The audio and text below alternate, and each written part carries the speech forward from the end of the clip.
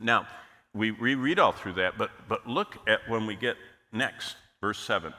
And he came and took the scroll out of the right hand of him who sat on the throne.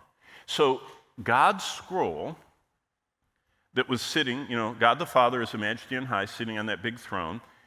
On his right hand, on the armrest, was this scroll with 7 seals. By the way, all Roman documents that had to do with legal proceedings, anything about ownership or whatever, it was normal in Rome, and you can right-click your Logos and see that usually they had 7 seals because there were 7 parts. Just like there are in a marriage ceremony. If you've ever been in a traditional marriage ceremony, there are the 7 parts, the introduction, the declaration of consent,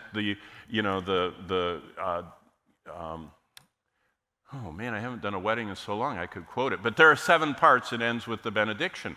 And so, the giving of the ring, the giving of the bride, I forget the 7 parts. But we still follow this ancient custom of the 7 parts. But what is it? It's God's plan for defeating Satan's occupation of the earth. Satan came down at the he rebelled, he was already the father of sin, but when he tempted Eve to disobey and lead her husband Adam into the transgression, he began his occupation of earth. And it caused death and disease and destruction and murder and all the horrible sins. So God wants to end Satan's occupation. And anybody that's known the Lord has been praying, as soon as they began to know the Lord, how long are you going to let Satan do all these horrible things? Murder children, defile people, have darkness, hold people in bondage, everything that's evil in the world. Doesn't it bother you that it goes on?